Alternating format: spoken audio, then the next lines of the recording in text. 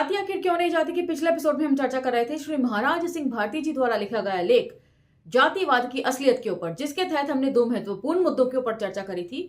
पहला था बीज की पवित्रता, और ये कोई खेत खलिहान में डाले जाने वाला बीज ना होकर मां के गर्भ में पल रहे भ्रूण के ऊपर चर्चा करी थी कि किस तरीके से पेट्रियार्की सोसाइटी में हर चीज का श्रेय जो है वो पुरुष को दे दिया जाता है, जबकि असल में बच्चे के शारीरिक गुण जो होते हैं वो मां के दिए हुए ज्यादा होते हैं।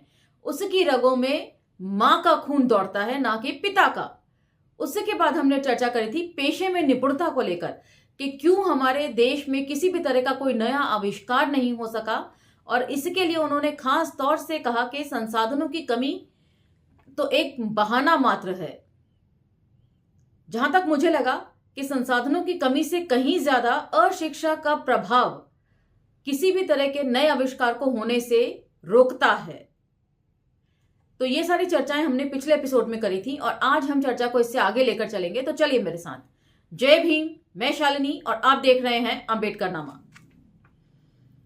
आज हम चर्चा करेंगे जातिवाद और आत्मवाद के ऊपर, और आज की चर्चा बहुत महत्वपूर्ण है क्योंकि इसमें धर्म परिवर्तन को लेकर बहुत सारी बातें वो डिस्कस करेंगे और अन्य धर्मों में भी किस तरीके से जाति की छूत जो है वो फैल चुकी है उसके ऊपर भी वो बहुत बारीकी से एनालिसिस करेंगे। तो पूरा एपिसोड सुनना मत भूलिएगा। चलिए, आत्मवादी हिंदू दर्शन में जातिवाद और सांप्रदायिकता का कोई स्थान नहीं है। वहां सभी प्राणियों में एक आत्मा और सभी शरीर पंचभूतों से निर्मित बताए गए हैं। फिर भी हिंदू समाज की सबसे बड़ी जाति ब्राह्मण ने हजारों वर्षों से जाति पाति और सांप्रदायिकता की व्यवहारिकता को धार्मिक मान्यता दे रखी है। तो ये पंक्तियां पढ़ने के बाद तो ऐसा लग रहा है कि जब धर्म की शुरुआत हुई होगी तो तब ये इतना कट्टर नहीं रहा होगा, तब इसका वो रूप नहीं होगा जो आज हमें देखने को मिलता है। और इस रूप के लिए सीधे तौर पर वे ब्राह्मणों को दोषी ठहरा रहे हैं। व्यवहारिक सत्य और वास्तविक सत्य में जमीन आसमान का अंतर है। वास्तविक सत्य के अनुसार ब्रह्म का रूप होने से सभी पूर्ण रूप से एक समान है, परंतु व्यवहारिक सत्य में छोटी जाति के हिंदू को छूना भी पाप है। उसके लिए देवता और भगवान के दर्शन पर भी प्रतिबंध है। हिंदू धर्म के इस विरोधाभास ने, जिसका व्यवहार और वास्तविकता में कोई संबंध नहीं है, हिंदू धर्म को हंसी का पात्र बना दिया है। तो हिंदू धर्म में कथनी और करनी में बहुत फर्क है। कहते कुछ और हैं और करते उसका ठीक उलट है। ये हिंदू धर्म की विशेषता है, खासियत है, एक्सक्लूसिविटी है। दूसरा टॉपिक है नाना जातियां और चार वर्ण। नाना जातियां मतलब प्लेंटी ऑफ कास्ट से है। इस विरोधाभास को दूर करने का कई धार्मिक नेताओं ने प्रयत्न किया। इसमें ऋषि दयानंद का नाम उल्लेखनीय है। उन्होंने वेदों के आधार पर जाति प्रथा का विरोध करते हुए नाना जातियों को गलाकर चार वर्णों में ढाल देने का प्रयत्न किया, परंतु न जातियां टूटी न वर्ण व्यवस्था बनी। कारण स्पष्ट है। ऋषि दयानंद के मतानुसार वर्ण जन्म से नहीं गुण कर्मानुसार से होते हैं और चार ही होते हैं। तो स्वामी दयानंद जी के इस बात का उल्लेख आप यदि भगत सिंह से लें, भगत सिंह के लेख में है, डॉक्टर अंबेडकर ने किया है, संतराम बीए जी ने किया है, भदंत कौशली आयन जी ने भी किया है, और इन सभी ने इनकी खिल्ली उड़ाई है कि कैसे वर्गीकरण करेंगे आप। जन्मना ना होकर कर्मना। जातियां प्रायः पेशे में पाई जाती हैं। पेशे बहुत हैं। उन सारे कर्मों को केवल ब्राह्मण, क्षत्रिय, वैश्य, शूद्र नाम के चार भागों में कैसे बांटा जा सकता है? ये बात सर्वथा असंभव है। इसलिए चार वर्ण मान लेने से जातियों का व्यवहारिक रूप मिटाया नहीं जा सकता, और नाना प्रकार की जातियां चार वर्णों में बदलकर चार जातियों में नहीं बन सकती। नेक्स्ट टॉपिक है धर्म परिवर्तन, और ये बहुत इंपॉर्टेंट टॉपिक है। इसके तहत वे जो प्रश्न उठा रहे हैं उसको जरा ध्यान से सुनिए। जाति पाति तोड़ने की दिशा में बौद्ध धर्म ने भारी काम किया है। बौद्ध धर्म का धार्मिक नेता बनने के लिए ब्राह्मण होना बिल्कुल जरूरी नहीं था। अतः बौद्ध धर्म के अधिकांश नेता गैर ब्राह्मण और पिछड़े वर्गों के व्यक्ति थे। अधिकतर जो थे वो निम्न जातियां थीं या शूद्र जातियां थीं, लेकिन बहुत सारे ब्राह्मण भी बौद्ध धर्म को अपनाते थे। In fact professor K M. Shrimali ji जो हैं, जो हिस्ट्री के लेजेंड माने जाते हैं अपने आप में, उनसे एक चर्चा के दौरान ये बात सामने आई। उन्होंने ही बताई कि बौद्ध धर्म सबसे पहले जो था वो ब्राह्मणों ने अपनाया था। तो ये जानकारी एकदम नई थी मेरे लिए। जब भी वे कभी घर पर आते हैं, रतन जी के साथ चर्चा करते वक्त बहुत सारी ऐसी बातें जो हैं सुनने और समझने को मिलती हैं उनके साथ। तो मानव राज जी का एक कमेंट था 2 एपिसोड पहले। उन्होंने लिखा था कि दीदी, बौद्ध अशोक के समय में ब्राह्मण थे ही नहीं। ऐसी बात नहीं है, उस वक्त भी थे। वर्गीकरण तो तभी से शुरू हो गया था, बेशक जातियां जो हैं वो उतनी कठोर ना रही हूं। बुद्ध ने अपने धर्म की व्याख्या भी संस्कृत के स्थान पर जन भाषा पाली में की है। इससे बहुत हद तक जाति पाति टूटी, परंतु जैसे जैसे बौद्ध धर्म घटता गया, जाति पाति ने फिर जोर पकड़ना शुरू कर दिया। आज हिंदू धर्म त्याग कर जो दलित बौद्ध हो गए हैं, उन्हें पुराने बौद्ध भी नए बौद्ध के नाम से जानने लगे हैं। तो मतलब जिन्होंने शुरू में बौद्ध धर्म अपनाया होगा, जो अपने आप को असली बुद्धिस्ट कहते हैं, और जो जाति छोड़कर नए बुद्धिस्ट बन रहे हैं, उनको वो नए बुद्धिस्ट के नाम से ही संबोधित करते हैं। मतलब कास्ट और क्लास का जो फर्क है ना, वो बौद्ध धर्म में भी अब देखने को मिल रहा है।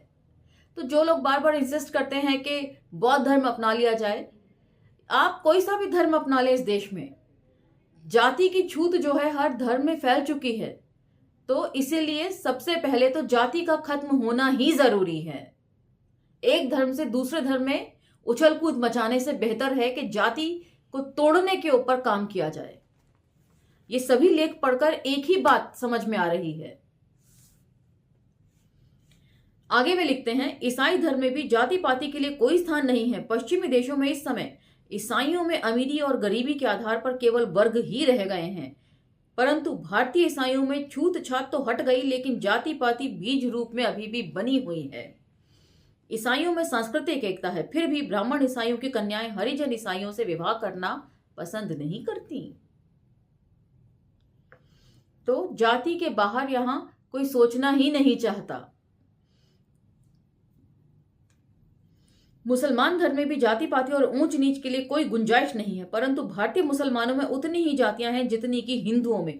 आज भी कोई राजपूत मुसलमान किसी तेली मुसलमान के साथ अपनी लड़की का निकाह नहीं कर सकता। हिंदू धर्म की रक्षा के लिए बनाए गए सिख धर्म में गुरु नानक की वाणी और ग्रंथ साहब में जाति पाति के लिए कोई स्थान नहीं है, परंतु वहां भी जाट सिख, खत्री सिख और मजहबी सिख आदि अनेक जातियां बन गई हैं, और उनमें भी उतना ही भेद है जितना हिंदू जाट और हिंदू खत्री आदि में। जाति पाति की कुव्यवस्था अपनी जगह इतनी मजबूत है कि सभी धर्म और दर्शन इसकी कट्टरता से टकराकर चूर चूर हो गए हैं। धर्म बदल दिए गए हैं, विचार बदल दिए गए हैं, भाषा बदल गई है, संस्कृति बदल गई है, परंतु जाति पाति चलती रही। तो एक ही लाइन में जो पूरा निचोड़ है ना संस्कृतियों का, वो उन्होंने प्रस्तुत कर दिया है श्री महाराज सिंह भारती जी ने, कि आप कितनी भी कोशिश कर लीजिए, संस्कार बदल लीजिए, अपना स्थान बदल लीजिए, अपना धर्म बदल लीजिए, लेकिन जाति आपका पीछा किसी कीमत पर नहीं छोड़ेगी। यहां तक कि बुद्धिस्ट में भी जो है, जो नया वर्ग उभर रहा है, जो नए नए कन्वर्जन की तरफ बढ़ रहे हैं, उनको नया बौद्ध कहने का प्रचलन तेजी से बढ़ रहा है। अगला टॉपिक है शिक्षा का प्रसार। 50 वर्ष पूर्व अधिकांश विद्वानों का यह मत था कि जाति पाति की जहालत अशिक्षित लोगों में होती है। वैसे शिक्षा का प्रसार, जैसे जैसे शिक्षा का प्रसार होगा, बुद्धि का विकास होगा, और आज के वैज्ञानिक युग में शिक्षित व्यक्ति जाति पाति को बर्दाश्त नहीं कर सकेगा, ऐसा विद्वानों का मानना था। परंतु यह सब भी नहीं हो पाया। सच यह है कि पढ़े लिखे लोगों में छूत छात और दूसरी जातियों को सामाजिक दृष्टि से ऊंचा समझना और नीचा समझना की भावना कुछ हद तक घटी है, परंतु इस भावना ने राजनीतिक सत्ता का रूप ले लिया है। बड़े बड़े स्कूल और कॉलेजों में प्रबंधकारिणी का चुनाव एवं अध्यापकों की नियुक्तियां जाति के आधार पर ही होती हैं। आगे सुनिए, वकीलों के बार का चुनाव और ग्रेजुएट सीट के चुनाव में भी जात पात बहुत बड़ा पार्ट अदा करती है। पूरे देश की राजनीति में अल्पसंख्यकों को किसी भी सार्वजनिक संस्था का प्रतिनिधि चुनाव लड़ने की हिम्मत नहीं होती। तो यहां पर मुझे एक हरिशंकर परसाई जी का लेख याद आ रहा है, जो आवारा भीड़ के खतरे पढ़ते वक्त मैंने पढ़ा था। लेख था स्वस्थ सामाजिक हलचल और अराजकता। उसमें वे स्पष्ट तौर पर कहते हैं कि सबसे खतरनाक होती है जाति आधारित राजनीति। लोकतंत्र और लोक शिक्षण के बढ़ते इस तरह की राजनीति खत्म हो जानी चाहिए थी, पर हुआ ठीक इसका उल्टा। और आगे वो लेख में लिखते हैं कि सर्वोच्च शिक्षा संस्थान विद्यालयों में घृणित जातिवाद है। मतलब जातिवाद के घोर अड्डे होते हैं ये शिक्षण संस्थान। तो पढ़े लिखे लोग सबसे ज्यादा जातिवाद करते हैं, इससे तो यही बात सामने आती है। वर्ग संघर्ष अगला टॉपिक। प्रगतिशील विचारकों का ख्याल था कि वर्ग संघर्ष के द्वारा अमीर और गरीब की लड़ाई चलेगी तो गरीब गरीब सब एक हो जाएंगे और गरीब की वह एकता जागरूकता में बदलकर जाति पाति को तोड़ डालेगी। इसलिए प्रमुख काम वर्ग संघर्ष है। वर्ग संघर्ष की कोई आवश्यकता नहीं। यहां तक तो सच है कि वर्ग संघर्ष के द्वारा एक वर्ग के कई जाति वालों में मेल जोल और प्रेम बढ़ता है, परंतु जातिवाद फिर भी नहीं टूटता। बल्कि कभी कभी यहां तक हो गया है कि वर्ग संघर्ष को समाप्त करने के लिए जातिवाद एक अच्छा हथियार सिद्ध हुआ है। किसी संघर्ष अथवा हड़ताल को समाप्त करने के लिए लड़ाकू मजदूरों की जाति के नेता अधिक सफल होंगे और वर्ग संघर्ष आवश्यकता है। परंतु जब तक एक ही वर्ग की अलग अलग जातियों में भी भेदभाव उसी प्रकार बना रहता है तो अकेले वर्ग संघर्ष से जाति पाति टूट नहीं सकती है। तो ये लेख कब लिखा गया है इसकी कोई डेट यहां पर मेंशन नहीं है, लेकिन भंवर मेघवंशी जी की आत्मकथा मैं कार्ड सेवक था पढ़ते वक्त हमने इस चीज को बखूबी पढ़ा था कि मजदूर संगठनों में फूट डालने की नियत से संघ ने तेजी से मजदूर नेता भी पैदा किए हैं। ये बात देखने में बहुत मामूली लग सकती है, लेकिन इसका इंपैक्ट कितने लार्जर स्केल पर है ये लेख पढ़कर हमें समझ में आता है। अगला टॉपिक है स्त्रियों को विशेष अवसर। स्त्रियां हमेशा समाज में दोयम दर्जे की समझी जाती हैं और ये सिर्फ घरेलू स्त्रियों के ऊपर ही लागू नहीं होता है। बाहर निकलकर कामकाजी महिलाएं कमाकर आर्थिक रूप से अपने परिवार को सपोर्ट करने वाली औरतें भी दोयम दर्जे की ही समझी जाती हैं। लोग ये चाहते हैं कि बहू जो है वो घर का काम भी सारा कर ले, सास ससुर की सेवा भी कर ले और आर्थिक सहयोग भी दे दे, बच्चे भी पाल ले, सब कुछ कर ले। जबकि अपने बेटों से कोई उम्मीद नहीं लगाई जाती इस तरह की। लड़के जब घर में आते हैं तो वो पूरा घर में सोफे पर पसरने के लिए आते हैं। ये अमूमन इसमें एक्सेप्शंस को हम इंक्लूड नहीं कर रहे हैं, जैसे कि बोलते हैं कि एक्सेप्शंस आर ऑलवेज देयर। तो एक्सेप्शंस की बात नहीं हो रही है, जनरल पर्सपेक्टिव की बात हो रही है। तो अब यहां पर श्री महाराज सिंह भारती जी किस तरह के अधिकारों की बात कर रहे हैं वो जान लेते हैं। समाज पर पुरुषों का अधिकार है, अतः स्त्रियों की दशा पशुओं के समान हो गई है। पुरुष अपने आनंद और गौरव के लिए यथाशक्ति स्त्रियों को सजाकर रखना चाहता है, परंतु कमजोर और मानसिक दुर्बलता का आरोप लगाकर उन्हें समाज में अपने बराबर स्थान नहीं देना चाहता। अब इसके आगे वो एक ऐसा एनालिसिस बताएंगे जिसे आप सभी को बहुत ध्यान से सुनना चाहिए, क्योंकि वे जो भी कुछ कह रहे हैं वे बिल्कुल सच कह रहे हैं। पुरुष स्त्रियों की बढ़ाई करता है, परंतु चरित्र के संबंध में उन पर कभी विश्वास नहीं करता। त्रिया चरित्र की बात यहां पर जो आती है, हालांकि वह जानता है कि अकेली स्त्री का चरित्र कभी भी भ्रष्ट नहीं होता। स्त्री का सतीत्व नष्ट करने के लिए किसी पुरुष का सतीत्व नष्ट होना जरूरी है। सबसे पहले पुरुष को गिरना पड़ता है। यह काम अकेले न पुरुष कर सकता है न स्त्री। फिर भी चिंता केवल स्त्री के चरित्र की ही रहती है, पुरुष का चरित्र नष्ट होता ही नहीं।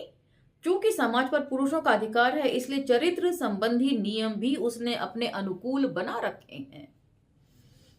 मानसिक दृष्टि से तो स्त्री पुरुष में रत्ती भर का भी अंतर नहीं पाया जाता है। हाँ, यदि उसे शिक्षा से वंचित करके घर की चारदीवारी में बंद कर दिया जाए, बाहर निकलने पर यदि जरूरी हो तो भी दूसरों से बात न वे कर सके, तो स्त्री तो क्या, इस दशा में पुरुष की बुद्धि का भी विकास रुक जाएगा।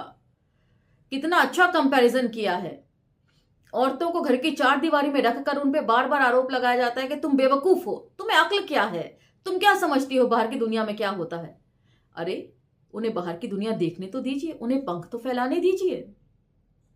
और इस हालत में यदि स्त्रियां बाहर जाएं और पुरुष इसका ठीक उल्टा करके देखिए, पुरुषों को चार दीवारी में बंद कर दिया जाए तो उनकी बुद्धि का विकास भी रुक जाएगा और उनमें हीन भावना जागृत होगी। वस्तुतः स्त्रियों में पुरुषों से बुद्धि कम नहीं होती है, केवल सामाजिक रीति रिवाज उनकी बुद्धि के विकास को रोकते हैं। इसलिए बार बार जो है आडंबर स्त्रियों के ऊपर ही लाते जाते हैं। व्रत, तीज, त्योहार सब स्त्रियों की जिम्मेदारी है। तरह तरह के पकवान बनाना स्त्रियों की जिम्मेदारी है। सबकी आवभगत करना स्त्रियों की जिम्मेदारी है। तो इससे उनकी बुद्धि का विकास ही रुक जाता है। पढ़ाई लिखाई की कहीं कोई चर्चा होती है तो स्त्रियां वहां से नदारद होती हैं। फिर वो चाहे दलित डिस्कोर्स हो, चाहे महिला सशक्तिकरण के डिस्कोर्स हो, महिलाएं ही सब जगह से नदारद हो जाती हैं। शारीरिक बनावट, मासिक धर्म और गर्भ धारण के कारण अधिकांश स्त्रियां पुरुषों के समान भारी बोझ उठाने, तेज दौड़ने, युद्ध करने आदि भारी श्रम करने वाले कार्य नहीं कर सकती। परंतु आज वैज्ञानिक युग में भारी श्रम के काम तो जीवन के कुल कामों का 5% भी नहीं रह गया है।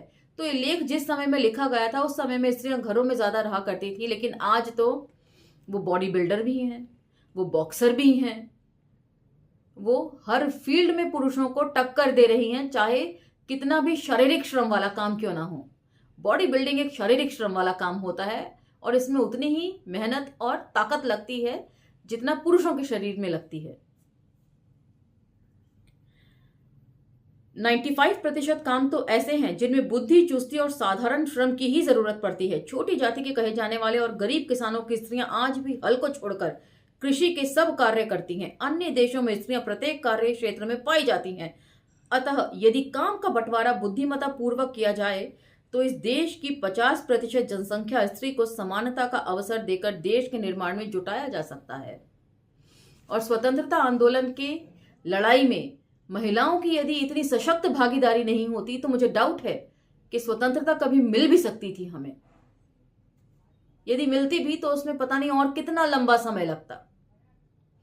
उसके अलावा एक फिल्म जो हम सब की बहुत अजीज है, मदर इंडिया, हम उस फिल्म को देखते हैं, प्रेज करते हैं। उसमें यही दिखाया गया है कि औरत किसी से कम नहीं है। वो हल भी चलाती है, अपने बच्चों को संभालती भी है, पूरा घर संभालती है, खेत खलिहान संभालती है। ना उसमें शारीरिक श्रम की कमी है, ना उसमें बुद्धि की कमी है और ना ही उसमें हिम्मत की कमी है।